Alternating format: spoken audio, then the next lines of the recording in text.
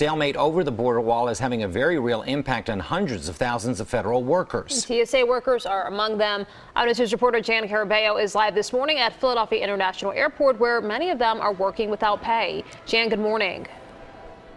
Rahel and Jim, good morning. Yeah, we're not just talking about TSA employees either. We are talking about 800,000 federal workers who will be without their very first paycheck come the end of the week. However, this strain is already being felt at airports all across the country. Ever since the start of this partial government shutdown, an increased number of TSA employees have been calling out sick. So the question now becomes, will that number increase now that they're not getting paid at the end of the week? And how will that impact travel?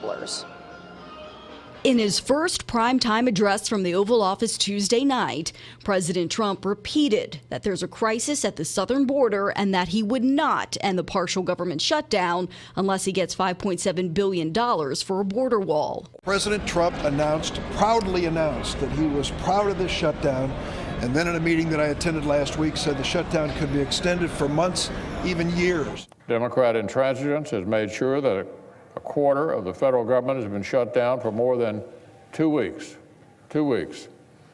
Now they're threatening to shut the Senate down, too. But while Republicans and Democrats blame each other for the stalemate, federal workers are now feeling the fight in their wallets, including those with the TSA.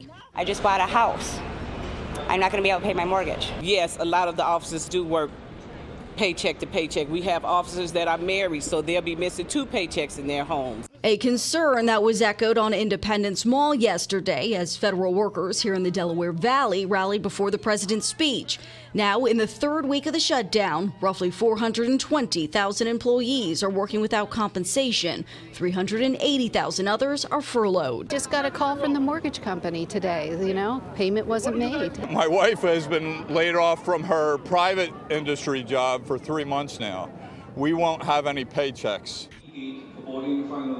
In the meantime, there are now dozens of lawmakers from both parties who say they will turn down their paychecks until the federal government has completely been reopened. Still, that is of little solace to these employees who are working without pay. This government shutdown, partial government shutdown, now in its 19th day. We're reporting live from Philly International Airport. Jan Carabeo, CBS 3 Eyewitness News. Jim Rahel, back into you. Thank you, Jan.